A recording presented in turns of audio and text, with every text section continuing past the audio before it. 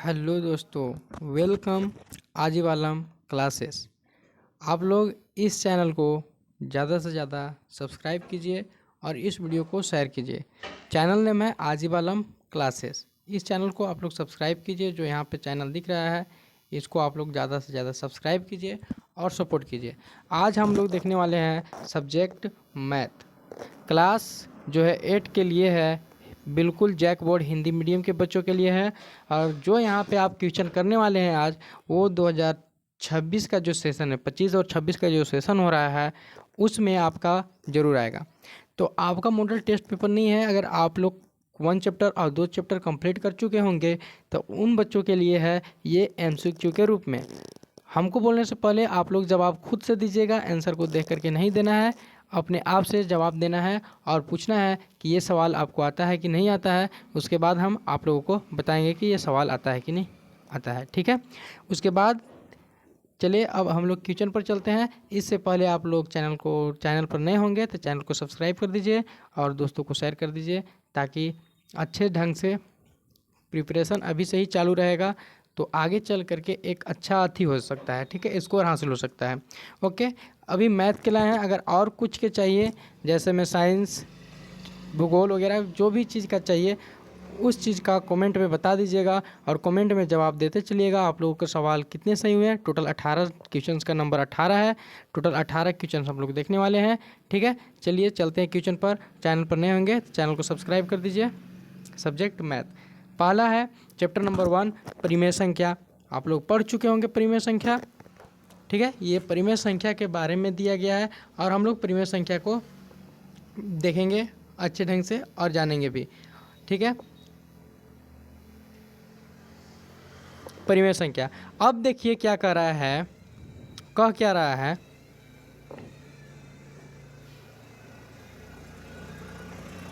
चलिए देखिए कह क्या रहा है। कह रहा है कि एक परिमेय संख्या, यहाँ देखिए कह रहा है कि एक परिमेय संख्या का उदाहरण कौन सा है। इसमें से परिमेय संख्या का उदाहरण कौन सा है। आप लोग याद कीजिए कि आप लोगों को बताया गया था कि परिमेय संख्या किसको बोलते हैं और किसको बोला जाता है परिमेय संख्या, ठीक है। और अपरिमेय संख्या क्या होता है, ये दोनों के बारे में आप लोगों को क्लियर कर दिया गया होगा। तो आप लोग झट से आंसर दीजिए कि परिमेय संख्या का उदाहरण क्या है। इनमें से 4 में से परिमेय संख्या कौन है, ये आप लोगों को बताना है, ठीक है। बिना आंसर को देखे हुए आप लोग बताइए, सिर्फ क्वेश्चन देखिए और परिमेय संख्या का उदाहरण दीजिए। जो भी हो वो सही हो सकता है, ओके। चलिए तो देखिए परिमेय संख्या किसे कहते हैं, जिसे किसे कहेंगे, शॉर्ट में चलेंगे हम लोग देखेंगे।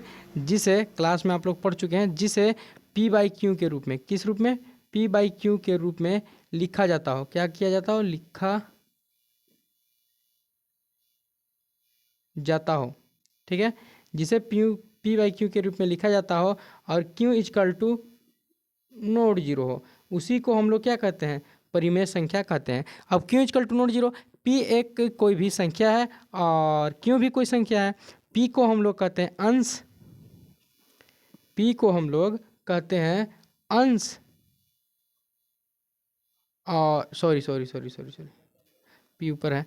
P को हम लोग कहते हैं अंश, सॉरी गलती हो गया, ठीक है। P को कहते हैं अंश और जो आपका है Q उसको कहते हैं हर, इंग्लिश में न्यूमरेटर और डिनोमिनेटर, ठीक है। यानी कि जो निचल का भाग है ना वो जीरो कभी नहीं आना चाहिए, नीचे वाला भाग जो है उसमें जीरो कभी नहीं आना चाहिए। यानी कि Q जो आपका है, क्या Q बराबर जीरो कभी नहीं आना चाहिए, समझ में आया, ठीक है। यानी कि जैसे कि हम लोग लिख सकते हैं 4/2, ये आपका एक परिमेय संख्या है। 8/4 ये आपका एक परिमेय संख्या है। 12/16 आपका ये एक परिमेय संख्या है, ठीक है ना। ये एग्जाम्पल है, क्या है, एग्जाम्पल। ये सारे परिमेय संख्या हैं। तो चलिए अब हम लोग टॉपिक पर चलते हैं कि इस रूप में है कौन आखिर। तो चलिए देखिए कि परिमेय संख्या आखिर है कौन, परिमेय संख्या आखिर है कौन। तो देखिए यहाँ पे परिमेय संख्या का उदाहरण, जैसे कि देखिए √2 परिमेय संख्या है।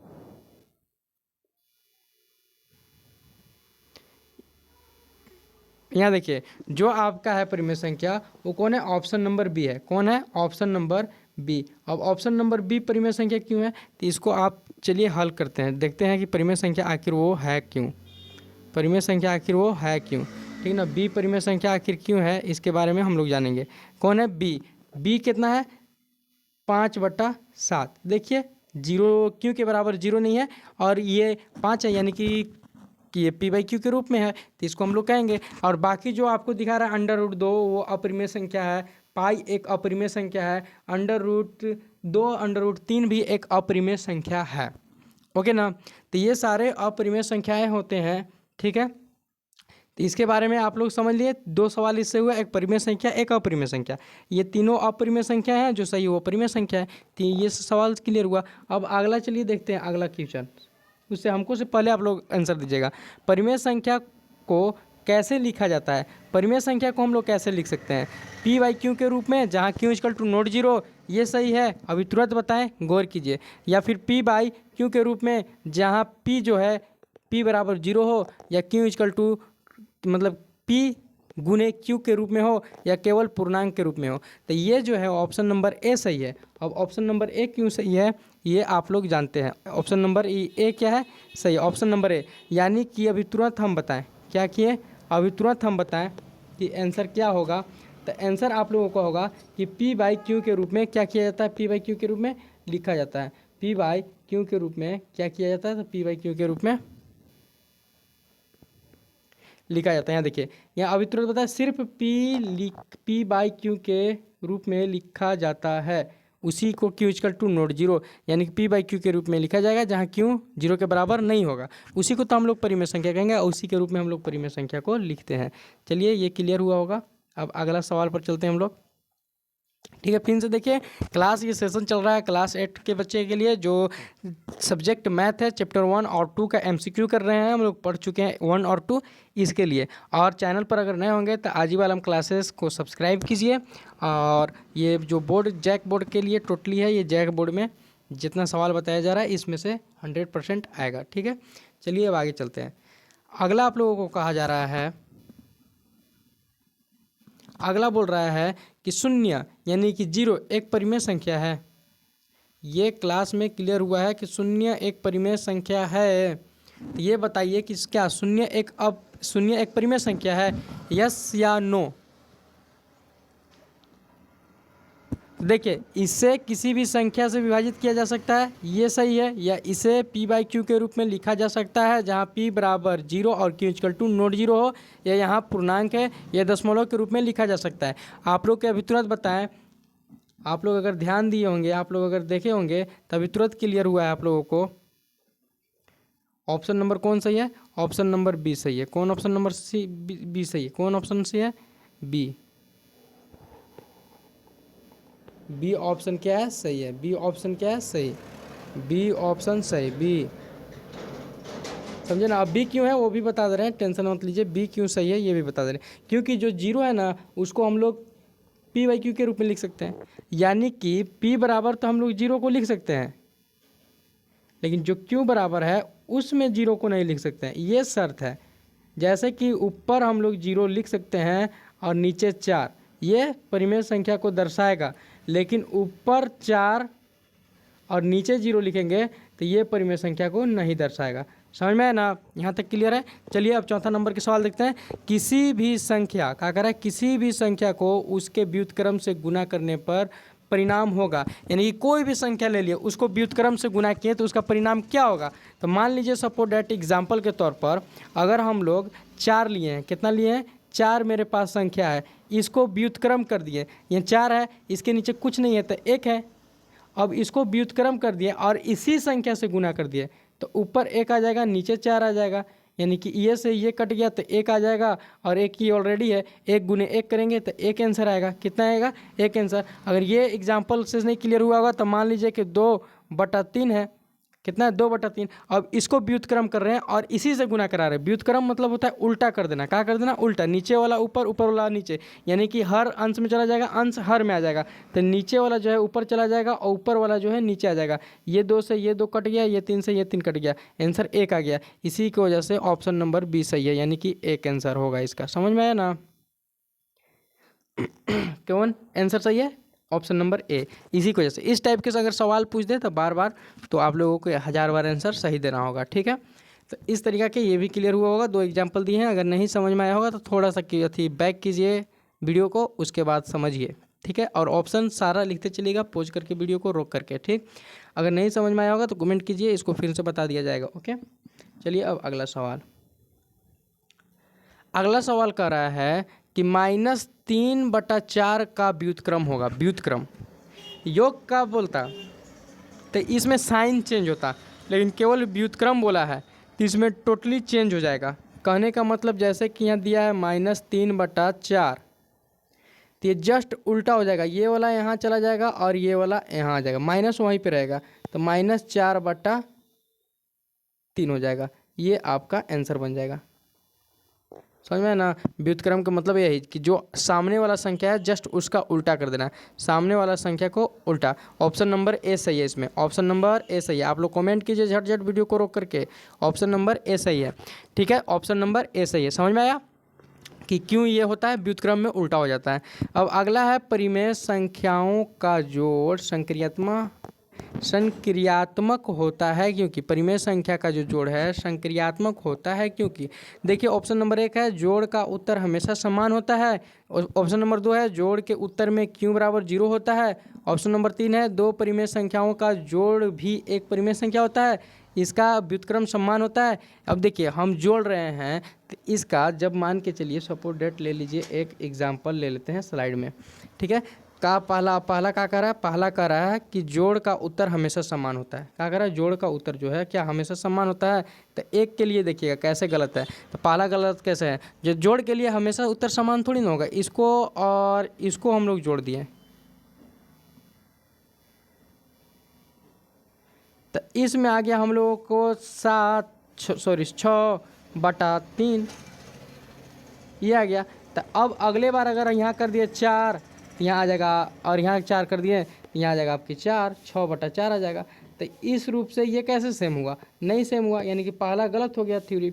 अब दूसरा थ्योरी में देखिए कि जोड़ के उत्तर में हमेशा क्यू जो होता है वो 0 आता है, यानी कि जब हम लोग जोड़ेंगे कोई भी संख्या को, कोई भी संख्या जैसे ये दोनों को जोड़े तो क्या यहाँ पे क्यू बराबर 0 आ रहा है, नहीं, यानी कि दूसरा भी गलत हो गया, ठीक है। अब तीसरा में देखिए, तीसरा क्या कह रहा है कि दो परिमेय संख्याओं का जोड़ भी एक परिमेय संख्या होता है। तो हाँ, दो परिमेय संख्या का अगर जोड़ेंगे तो एक परिमेय संख्या एक परिमेय संख्या बनेगा। जैसे देखिए ये आपका परिमेय संख्या है, ये आपका परिमेय संख्या है, ये दोनों को अगर जोड़ेंगे तो एक परिमेय संख्या मिलेगा। ये दोनों को अगर जोड़ेंगे तो एक परिमेय संख्या मिलेगा, ये दोनों को अगर जोड़ेंगे तो ये परिमेय संख्या मिलेगा, ठीक है।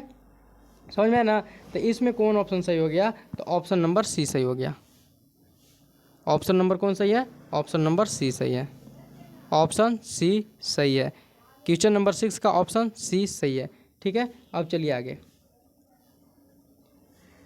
7वां नंबर के सवाल देखिए। 7वां नंबर में कह रहा है कि परिमेय संख्याओं में -3/5 और -7/10 का जोड़ होगा। यानी कि अगर इसको जोड़ेंगे तो क्या होगा, तो हम लोग जानते हैं, हम लोगों को आता है जोड़ने, क्या करने आता है, जोड़ने आता है। तो ये कितना है, 3/5 -7/10। दो तरीका आप लोगों को बताएंगे। पहला तरीका जो है वो कि इन दोनों का एलसीएम ले लिया जाए। क्या ले लिया जाए, एलसीएम। तो ये दोनों का अगर हम लोग एलसीएम लेंगे तो एलसीएम में हम लोगों का कितना आ जाएगा, 10 आ जाएगा। अगर एलसीएम नहीं लेने आता होगा तो यहाँ देखिए एलसीएम लेंगे, ठीक है। जो बच्चा का एलसीएम भी नहीं लेने आता होगा उनके लिए भी बताया जा रहा है। यहाँ तो 2 से कटेगा नहीं, 5 से काटेंगे तो एक बार में ये गया, यहाँ 2 आ गया। ये दोनों को गुना कराएंगे तो 5 दूना 10, ठीक है। अब इससे इसमें भागा देते हैं, 5 का 5, 5 दूनी 10, यहाँ 6 आ जाएगा। हर एक किसी को एलसीएम आता होगा ये मानकर चला जा रहा है, ठीक है। और यहाँ आपका माइनस में 7 है, क्योंकि 10 से 10 में भागा देंगे तो एक बार में जाएगा, और 7 को 1 से गुना करेंगे, इसी वजह से। अब माइनस प्लस माइनस होता है, तो माइनस में क्या आ गया, 1 आ गया, और बटा में आपका 10 रह गया, ठीक है। ये आपका आंसर हो गया, यानी कि -1/10, -1/10। रुकिएगा थोड़ा सा, ओ आपका कहाँ कितना है, सॉरी, -1/10 आंसर हो गया कितना, -1/10। -1/10। आंसर कितना हो गया? -1/10। समझ में आया ना? -1/10 ही होगा आंसर। ठीक है, कितना आंसर हो जाएगा? -1/10। ओके, कितना आंसर? -1/10। जो यहाँ पे आंसर दिया है वो गलत है, ठीक ना? -1/10 होगा, क्योंकि देख लीजिए एक बार और दिखाते हैं आप लोगों को, थोड़ा सा चेंज करके, थोड़ा सा चेंज करके। कितना है आपका सवाल में? आपका सवाल में है 3, नीचे कितना है? 5, प्लस है, माइनस के 7 है, ठीक है, यहाँ पे 10 है। ठीक, अब हमको इसके बराबर करना है, ये जो नीचल का है 10, इसके बराबर करना है। तो इसको कितना से गुना करें कि बराबर हो जाएगा? 2 से गुना करेंगे तो बराबर हो जाएगा, तो ऊपर भी 2 से गुना कराना होगा। तो ये 10 बन गया, यानी कि नीचे कितना आ गया? 10। नीचे कितना आ गया? 10। यहाँ कितना आ गया? 3 दूना 6। यहाँ कितना आ गया? -7। तो माइनस प्लस करेंगे तो क्या आएगा? माइनस से ना आएगा, तो -1/10 है आंसर। जो वहाँ लिखा हुआ है वो थोड़ा सा गलत है, ठीक है, मिस प्रिंटिंग हो सकता है, इसमें कोई ये नहीं है। ओके, आंसर कितना हो गया? 10। आंसर 10, -1/10। आंसर कितना है? -1/10, यानी कि सी नंबर का सही है। अब अगला चलिए, परिमेय संख्या 8/12 को सरलतम रूप में कैसे लिखा जाता है? परिमेय संख्या 8/12 को सरलतम रूप में, यानी कि आसान रूप में। तो इसको सरलतम रूप में लिखने खातिर ये कितना है? ये है, यानी कि जितना ऊपर वाला से जितना को काटेंगे, नीचे को उतना वहीं से काटेंगे। ऊपर के 2 से काटेंगे तो यहाँ 4 आ जाएगा, यहाँ 2 से काटेंगे तो 3 आ जाएगा। ये अभी भी सरलतम रूप में नहीं है। जब तक काटना है तब तक ये कटना, बराबर संख्या से कटना बंद न हो जाए तब तक काटना है, ठीक है। यहाँ 2 से काटेंगे, यहाँ 3 से काटेंगे। अब ये बराबर संख्याओं से नहीं कट रहे हैं, इसलिए कौन सही है? 2/3, यानी कि ऑप्शन नंबर 1 सही है। 8वां का ऑप्शन नंबर ए सही है, यानी कि 2/3। ठीक है, ये भी क्लियर हुआ। आप लोग हर एक टॉपिक कर चुके हैं, इसी की वजह से आप लोग का कोई दिक्कत नहीं होना चाहिए, ठीक है ना।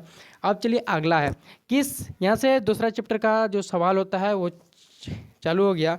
चैप्टर नंबर 2, ठीक है, चैप्टर नंबर 2 का क्वेश्चन चालू हो गया है। तो देखिए कि किस संख्या का वर्ग यानी कि 144 है।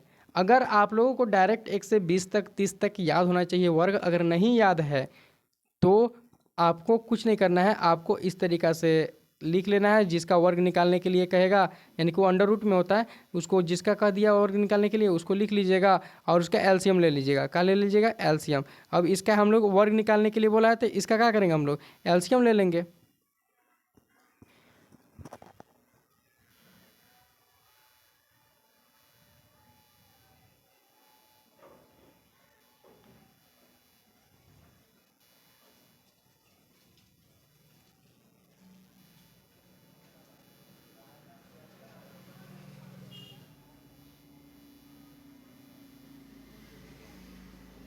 क्या किए? एलसीएम ले लिए। क्या किए? एलसीएम ले लिए, ठीक है ना। थोड़ा सा मिस्टेक हो जाता है, क्या कर दिए? एलसीएम ले लिए, ठीक है। यहाँ 3 है एलसीएम, यानी कि 2 गुने 2 गुने 2 गुने 2 गुने 3 गुने 3 गुने, ये नहीं है, ठीक है।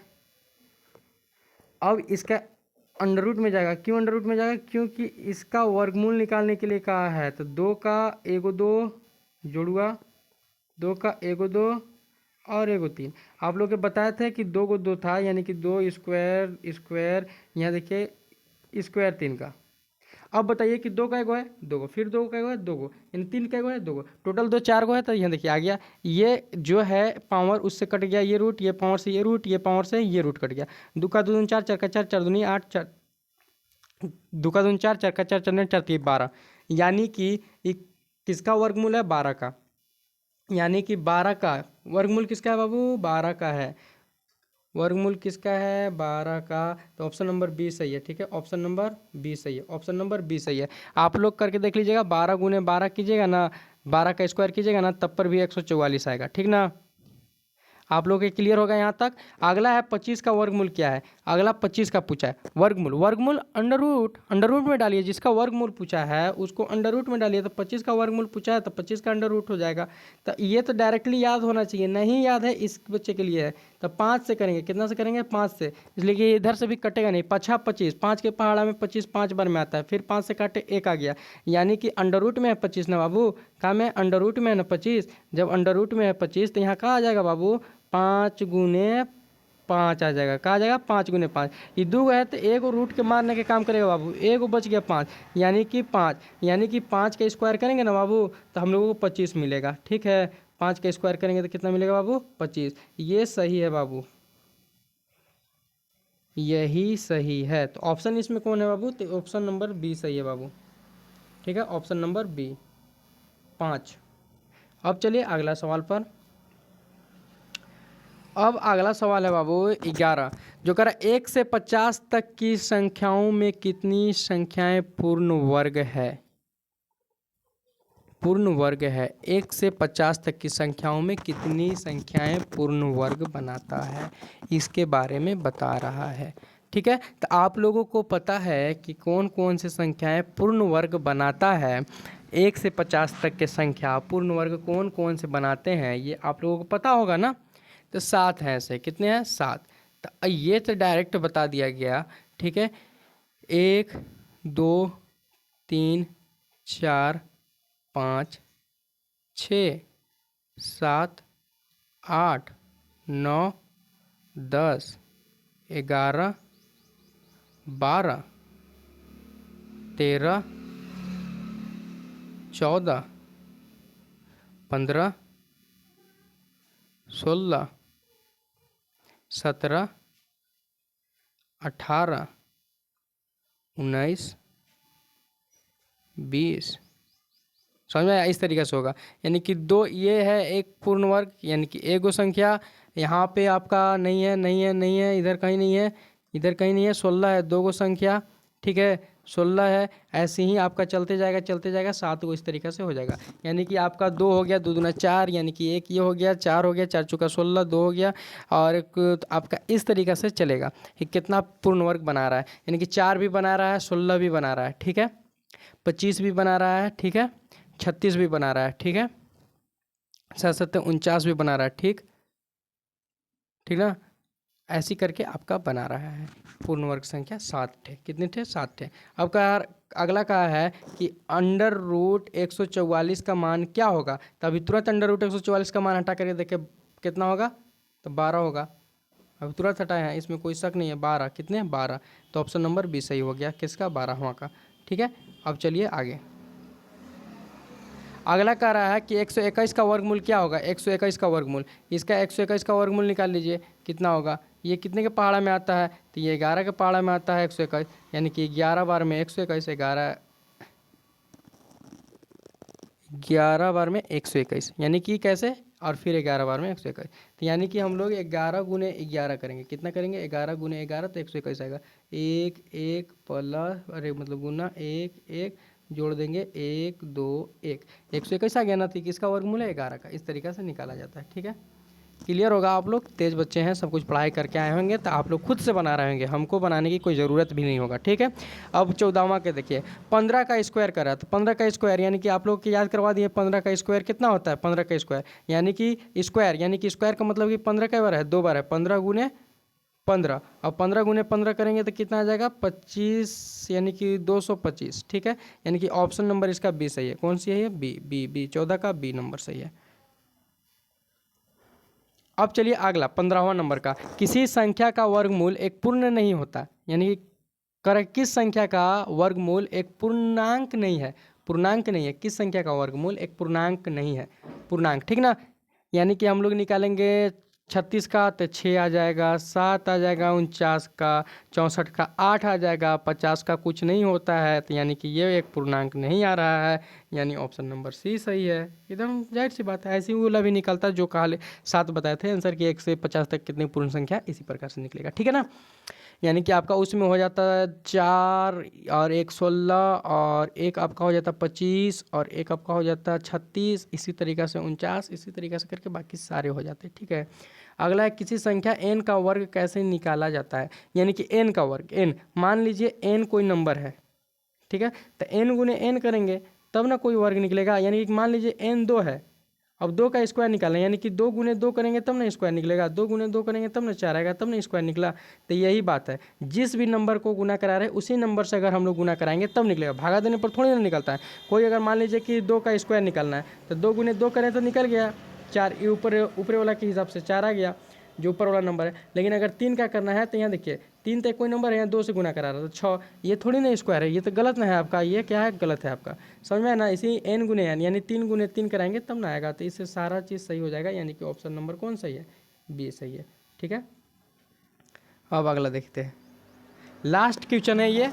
ठीक है, कहा है कि 81 का अति मान बताइए, 81 का मान। तो 81 का डायरेक्टली हम लोग बता सकते हैं 81 का किसका मान है, तो आप लोग के याद करवा दिए हैं, ठीक ना।